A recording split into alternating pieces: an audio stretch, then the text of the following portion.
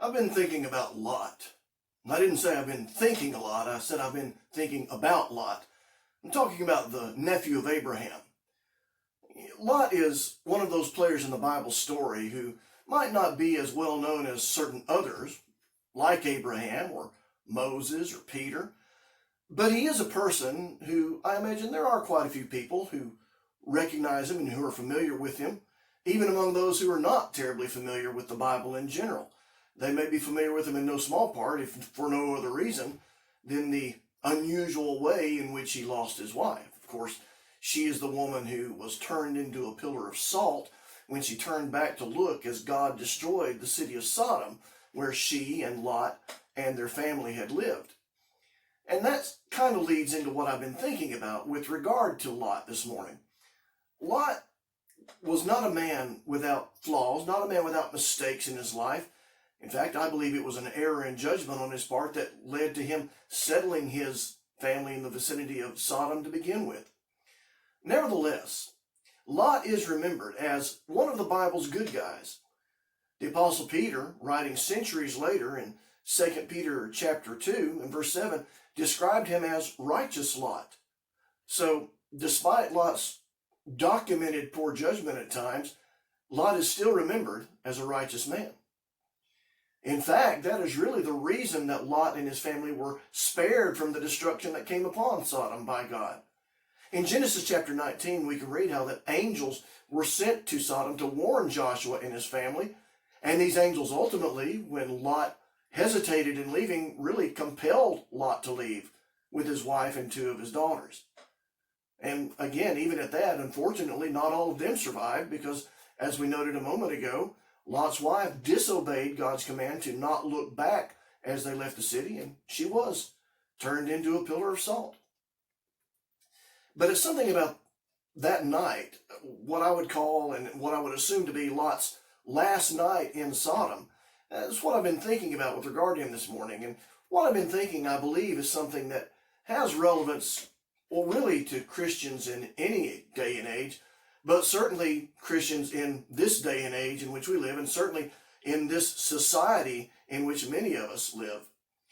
I mentioned Genesis 19 a moment ago, and this is the chapter that records what it is that I'm thinking about. As I said, two angels were sent by God into the city, and it seems pretty evident that these angels appeared to be just ordinary men. In fact, when Lot first saw them, it certainly seems that he assumed that they were ordinary men. He insisted that they come home with him. They had told him they would just camp out in the city square that night, but Lot insisted that they come home with him, apparently for their protection and their safety. And it certainly seems that the other men of the city of Sodom later that night, seems they also thought that these were ordinary men as well, based on their intentions with regard to them. I'm thinking about what is written in Genesis chapter 19 and beginning in verse 4.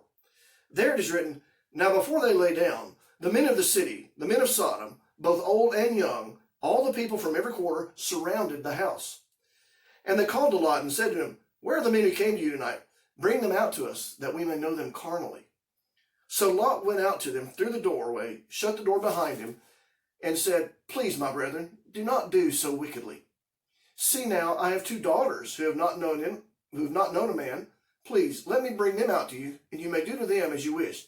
Only do nothing to these men, since this is the reason they have come under the shadow of my roof.'" So these men come into the city. Lot takes them into his home to show hospitality to them and to protect them. And then the other men of the city show up, and they demand that these strangers be brought out so that they could have sexual relations with them.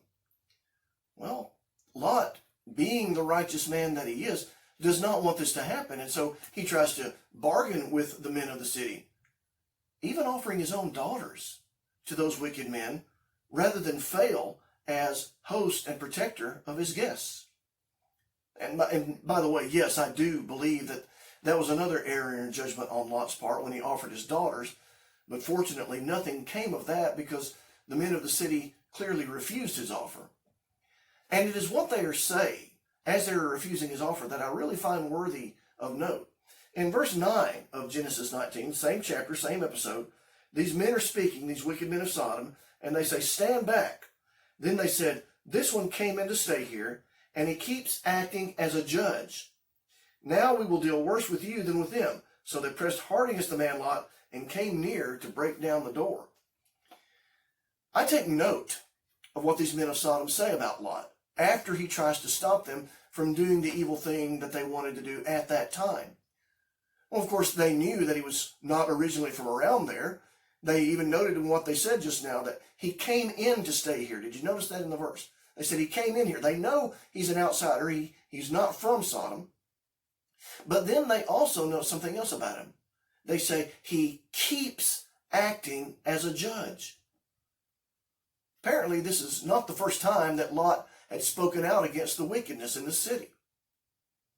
You know, even today, many Christians know that simply quoting what God has said on a given subject will cause some to condemn us as judges, or, to use the words of the men of Sodom, of acting like a judge.